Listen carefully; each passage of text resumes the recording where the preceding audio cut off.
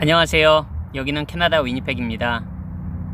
이번 영상에서는 한국 직장 문화와 이곳 캐나다 직장 문화에 대해서 몇 가지 한번 비교를 해보려고 해요. 일단 많은 분들이 아실 거예요. 이곳 북미에서는요, 정시 출근하고 정시 퇴근하는 게 아주 보편적입니다. 거의 모든 직장이 다 정시 출근해서 정시 퇴근해요. 쓸데없이 괜히 근무 시간이 끝나고 직장에 있으면 오히려 안 좋아합니다. 왜냐면 야근 수당을 더 많이 줘야 되거든요.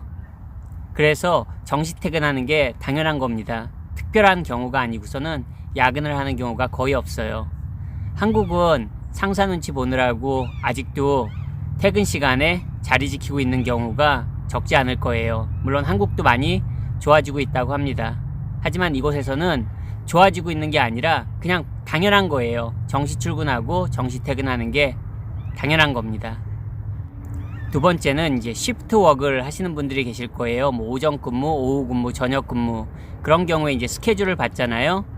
이곳에서는 보통 시니어리티, 즉 선배들, 근무 연수가 오래된 사람들이 좋은 스케줄을 받습니다. 보편적으로 그래요.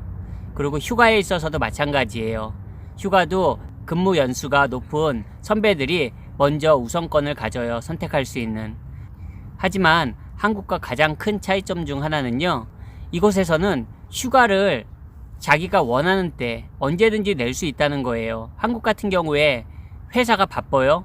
아니면 회사가 감사기간이에요. 이런 기간에 휴가를 낸다고 말하면 정말 두 가지 경우 중에 하나일 거예요. 내가 직장을 관두기로 마음 먹었다든가, 아니면 정말 운이 좋아서 휴가를 가더라도 직장에서 크게 찍혀버리는 계기가 될 거라고 생각합니다. 그렇지 않나요? 하지만 이곳에서는 회사가 바쁘다고 해서 개인의 휴가를 내지 못하게 하진 않아요. 특별한 경우가 아니라면 1년 365일 어느 기간에건 휴가를 갈 수가 있습니다. 물론 좀 전에 말씀드린 대로 연차에 따라서 아무래도 신입사원들은 좋은 기간에 휴가를 가기가 어려울 수도 있습니다. 이곳 캐나다에서도요. 하지만 단지 회사가 바쁘고 상사의 눈치를 보느라고 휴가를 원하는 기간에 가지 못하는 경우는 거의 없다고 보시면 됩니다. 그런 차이점이 한국하고는 굉장히 큰 것 같아요. 세 번째는 우리 산후휴가에 관해서인데요. 한국도 요즘은 많이 좋아지고 있다고 해요. 그래서 많은 직장들에서 산후휴가를 낼 수 있다고 합니다. 하지만 한국 같은 경우엔 대부분의 직장에서 산후휴가가 자연스럽게 이루어지지 않아요. 하지만 이곳에서는 아주 보편적입니다. 직장의 규모와 상관없이 산후휴가를 낼 권리가 있어요. 그래서 그거는 누구의 눈치를 보지 않고도 정당하게 근로자가 받아야 될 하나의 권리이기 때문에 누구든지 자격만 된다면 산후휴가를 낼 수가 있습니다. 특히 아빠들도 산후휴가를 내는 경우가 적지 않아요. 예를 들어서 제가 아는 한 분은 외국인 노동자 신분임에도 18개월의 산후휴가를 받아서 지금 사용하고 계신 분도 계세요. 이렇게 캐나다는 외국인이든 아니면 영주권자, 시민권자든 합법적으로 일할 수 있는 권리가 있는 사람에게는 그 사람이 노동자로서 가질 수 있는 권리를 보장해 주는 곳입니다. 이것도 직장에 따라서 약간의 차이는 있겠죠. 하지만 이곳은 누구의 눈치를 보고 산후휴가를 내고 못 내고가 정해지는 게 아닙니다. 그리고 직장의 규모에 따라서 달라지는 게 아닙니다. 그게 한국과는 가장 큰 차이점이라고 생각합니다.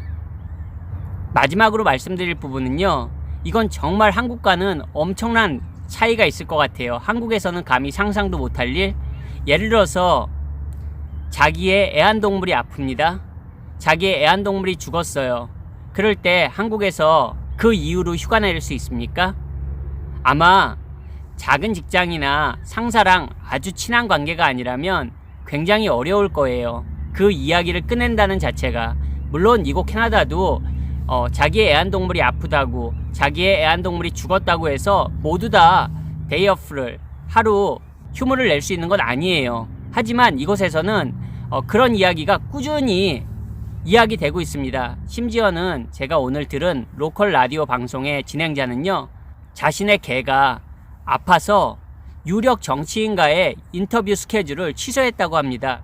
그리고 자기의 애완견을 보살폈다고 해요.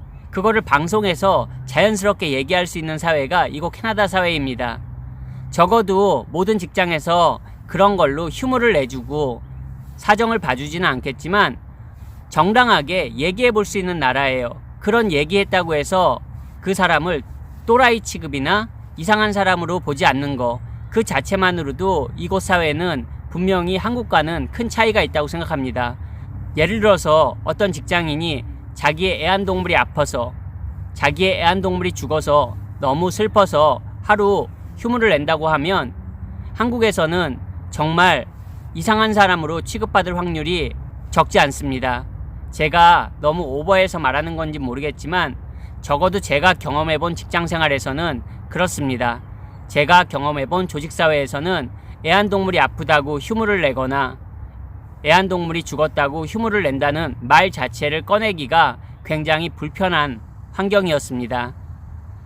만약에 여러분들이 그런 말을 자연스럽게 할 수 있는 직장에 다니신다면 여러분들은 소위 말하는 꿈의 직장에 다니고 계시는 거예요. 오늘은 이렇게 한국과 캐나다 직장 문화에서 우리가 느낄 수 있는 그런 체감적인 차이점에 대해서 한번 이야기해 봤습니다. 제 이야기에 공감하시는 분들, 혹시 다른 의견이 있으신 분들은 댓글을 통해서 의견을 나눠주세요. 오늘도 영상 시청해 주셔서 감사합니다. 안녕히 계세요.